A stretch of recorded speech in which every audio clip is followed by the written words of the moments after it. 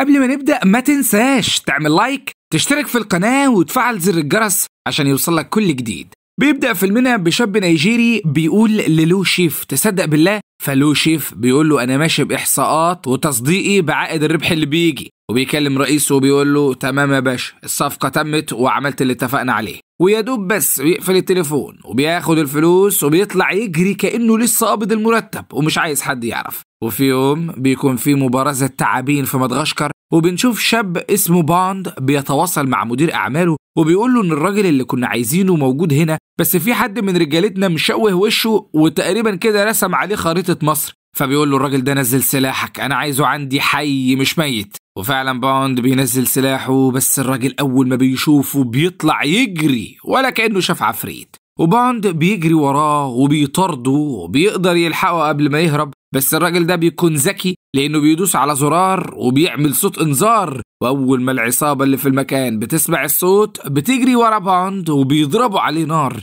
بس الراجل اللي ماسكه باند بيتصاب بطلقة في رجله، وباند بيضغط على الزناد وبيضرب محول البنزين وبينفجر المكان والعصابة بتقع على الأرض. ولما العصابة بتقوم بيلاقوا باند هرب، وبنشوف لو شيف قاعد على اليخت بيعمل صفقة مع ناس وبيحاول انه يخليهم يرفضوا التعامل معاه، وفعلا الناس بتستغرب طريقة تعامله معاهم. بيجي مساعد لو شيف وبيقول له تعالى يا كبير شوف ايه اللي بيحصل. بيدخل لو شيف وبيتفاجئ بالخبر المكتوب، وهو ان باند قتل راجل من رجالتهم. فبيقول للمساعد بتاعه مش معانا غير 36 ساعة بس عشان نحل الكارثة اللي حصلت دي، لازم تمشي الناس اللي بره خلال 5 دقايق، ولو ما مشيوش ارميهم في البحر وهو نخلص منهم هم كمان. وبنشوف باند بيروح بيت مديرته في الشغل، واللي أول ما بتشوفه بتتعصب عليه وبتقول له هو أنت إزاي جالك قلب تقتل واحد كنا عايزينه يعترف؟ فبيقول لها ملكيش دعوة يا ستي واسكتي وخليكي في حالك. فمديرته بتقول له ده أنا اللي عملت منك بني آدم ورقيتك في الشغل وأنت نسيت ولا إيه؟ فبيقول لها عارف، بس ده شيء عادي قصاد الخدمات اللي بعملها لكم. فبتقول له قصدك المصايب اللي بتعملها لنا، وبتطرده لبره وبتقول له ما يدخلش بيتها تاني من غير إذنها. وفعلا باند بيسمع كلامها وبيسيبها وبيمشي. وتاني يوم بنشوف باند واقف قدام فندق وبيخبط عربية وبيعمل حادثة علشان يشتت انتباه الناس اللي في المكان ويقدر يدخل يشوف كاميرات المراقبة. وفعلا بيدخل هناك وبياخد فيديوهات من المكان، وبعدها بيسأل عن ديمتريسون. فصاحبة الفندق بتقول له انه عايش في فيلا وبتديله عنوانها. وفعلا باند بيروح هناك وبيشوف مرات ديمتريسون وبيعجب بيها، بس مش مهم لان هدفه يعرف كل تحركات ديمتريسون. ده حتى بيروح البار اللي كان بيروح عليه وبيقابله هناك وبيلعب معاهم رهان وبيفوز فيه. فبيطلب من ديمتريسون انه يديله البيانات، فبيروح ديمتريسون للو شيف وبيقول له على اللي حصل معاه. وبعدها بنشوف باند وهو بيكلم مرات ديمتريسون وبيقول لها انه معجب بيها ومفيش مانع انهم يسهروا مع بعض النهارده.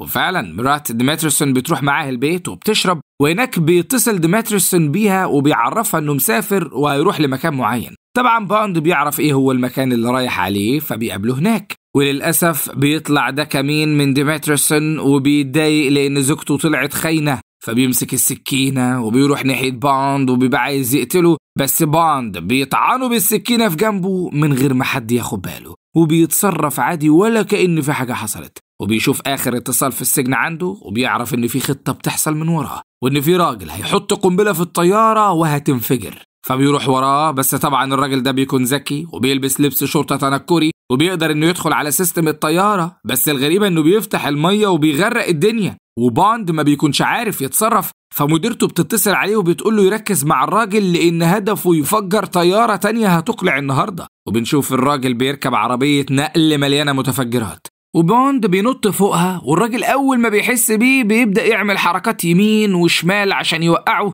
بس بوند بيبقى ماسك كويس كأنه ماسك في أتوبيس نقل عام. وبنشوف الشرطة وهم بيحذروا الركاب من إنه ممكن المكان يتفجر في أي لحظة، وطبعا كل الناس بتبعد، وبوند بيركب جوه العربية وبيزق الراجل منها وبيدوس فرامل بس مش بتكون شغالة، فبيروح في اتجاه تاني وبيلاقي العربية بتنزل مية من كل ناحية. وطبعا الشرطة بتمسك بوند بتهمة إنه كان راكب العربية وعايز يفجر المكان. في الوقت ده بيمسك الراجل ريموت التحكم وبيضغط عليه، بس بنتفاجئ لما بيلاقي إن المتفجرات محطوطة في جيب بنطلونه، وطبعا المكان كله بينفجر. تاني يوم بنشوف بوند واقف مع مديرته في فيلا ديمتريسون، اللي تحسوا إنها معمولة بفلوس الكوكب كله، وبيلاقي إنه مراته ميتة والشرطة بتاخدها وبيحققوا في قضيتها. وبتبدأ مديرة بوند تشرح له إن ديمتريسون كان بيشتغل مع لوشيف اللي هو رئيس عصابة بيراهن بفلوس الناس، وبتفهمه إنه خسر فلوس كتيرة امبارح بسبب إنه كان عايز يفجر الطيارة فتزيد نسبة أرباحه في اليانصيب. وبتقوله إنها خلاص عينته هو الشخص اللي هيلعب مع لوشيف في قمار الجبل الأسود. وفعلا تاني يوم بنشوف بوند قاعد في القطر وبتجيله بنت اسمها لاند من اللي شغالين مع لوشيف، وبتقوله المبلغ اللي انت حاطه ده كتير جدا، وانت ما فكرتش في انك ممكن تخسر؟ طبعا بوند بيتلجم وبيقول في نفسه هو يا بنتي انا اللي حاطط الفلوس اصلا، انا مجرد بني ادم اتزنق في بلاوي ما يعلم بها الا ربنا. وبتعرف لاند من خلال المستندات ان اللي مسؤول عن الصفقة هي مديرته، وبعدها بيتكلموا مع بعض عن لعبة البوكر.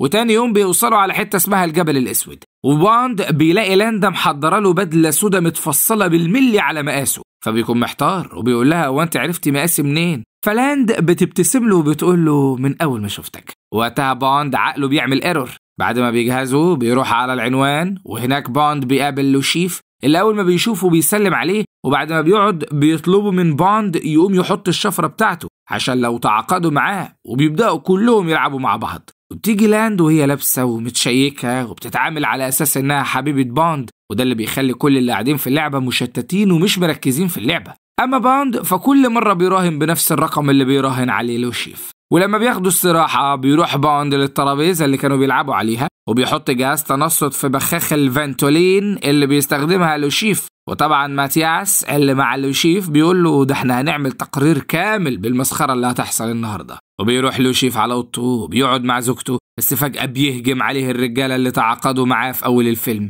وبيسألوا عن فلوسهم وبيفضلوا يضربوا فيه كتير جدا وبيكتفوه وبيهددوه بزوجته. وطبعا لوشيف بيقول لهم انه معاه الفلوس وهيديها لهم بكرة بالكتير، بس مش بيصدقوه. في الوقت ده بيروح بوند ولاند عشان يستلموا ظرف، وبتتفاجئ لاند بان الظرف ده فيه مسدس، فبيعرفها على خطته اللي بيبدأوا ينفذوها مع بعض. وبنروح للرجالة اللي بيمسكوا دراع زوجة لوشيف وبيقطعوه. في الوقت ده بيكون وصل بوند ولاند الدور الرابع، وطبعا بيسمعوا صوت الرجالة وهم خارجين من أوضة لوشيف، فبيجروا وبيستخبوا في مكان أمان بالنسبة لهم. بس فجأة حد من الرجالة بيشوفهم وبيضربوا عليهم نار، بس طبعا بوند بيضربهم كلهم وبيقدر يقتل رئيس العصابة بمساعدة لاند، اللي بعد ما بيموت الراجل بتقعد تعيط على جنب زي العيال الصغيرة. فبوند بيطلب منها تروح تدور على ماتياس المساعد اللي كان معاهم بسرعة عشان يخبي الجثث في مكان بعيد قبل ما لوشيف يوصل لهم. طبعا لاند بتسمع كلامه وبتروح تدور عليه. أما بوند فبيدخل أوضته وبيغير هدومه اللي عليها دم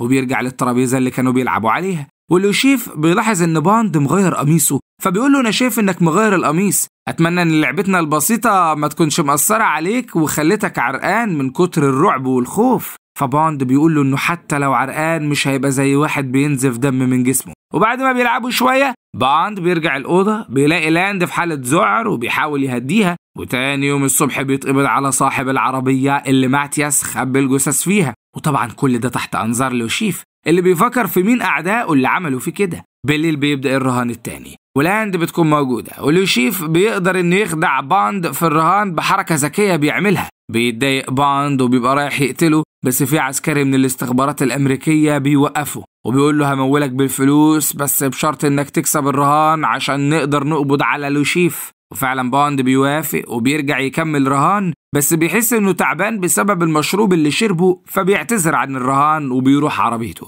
ولما بيتواصل مع رئيسته بتعرفه إنه لازم يشغل جهاز إنعاش القلب بسرعة ويوصله بقلبه عشان خلاص السم اللي في المشروب انتشر في جسمه وكمان دقيقتين هيموت. بس بوند بيغمى عليه قبل ما يوصل الجهاز بقلبه، لكن بتيجي لاند وبتنقذه أخيرا وبيرجع يكمل لعب مرة تانية. وبيستغرب لوشيف إن بوند طلع عايش ولسه ما ماتش، وبيراهن بوند على مبلغ كبير وبيكسب الرهان وبيفوز عليهم. وبعدها بيروح يحتفل مع لاند وبياكلوا في مطعم فاخر لوحدهم. وبتيجي رسالة للاند من ماتياس بيقول لها إنه عايزها، فبتخرج وبتروح عشان تقابله، لكن بوند بيشك في الموضوع فبيروح وراها وبيشوف رجالة لوشيف وهما بيخطفوها، ولما بيحاول ينقذهم بيخطفوه هو كمان. وقتها لوشيف بيكتشف خيانة صديقه ماتياس ليه، وبيعذب بوند علشان يعترف بكلمة السر الخاصة بجهاز الترصد. بس ابننا مش سهل طبعا، مش أي حد يعرف ياخد منه اللي هو عايزه. فجأة بيدخل راجل مسلح وبيرفع على لوشيف السلاح، وبيترجى لوشيف إنه ما يقتلهوش وهو هيديله الفلوس اللي ليه عنده.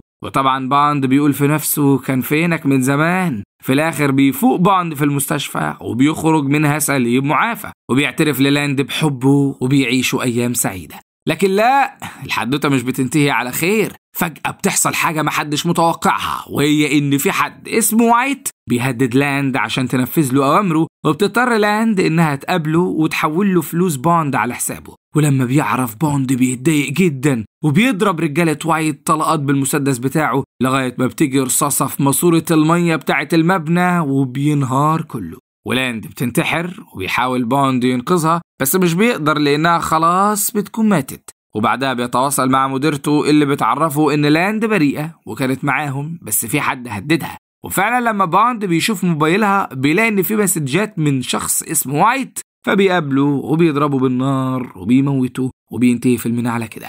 لو عجبك ما تنساش تعمل لايك، تشترك في القناة وتفعل الجرس عشان توصلك كل ملخصاتنا الجديدة. سلام.